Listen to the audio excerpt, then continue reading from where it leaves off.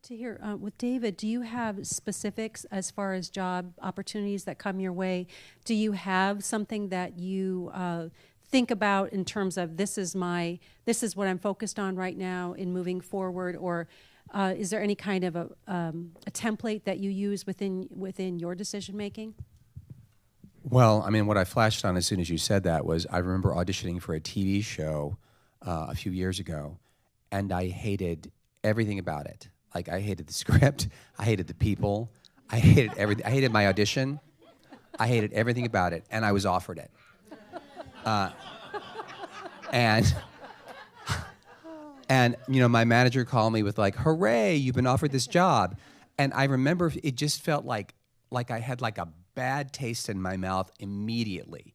And unfortunately for me, at that moment, what I allowed to happen is that thing that we sometimes get in our head is like, oh, any job's a good job.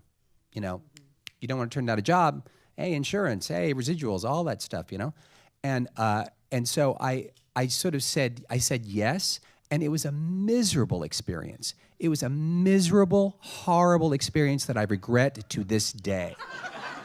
And I was so unhappy when I was doing this job and hated everyone so much that on top of it being this horrible experience, I could not remember my fucking lines.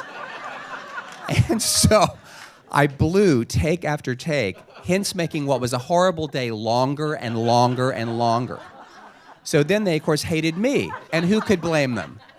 And so I got out of there, and when I drove away from that job after that horrible, horrible day, I remember thinking, you did this to yourself because you knew from the get-go you didn't want this job, and you would get another job. You always get we get more jobs. Jobs come, they eventually come. You got to wait, but they come.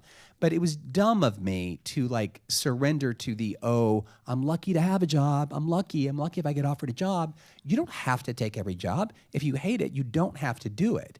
You know, and we forget that sometimes, and it's kind of a valuable thing.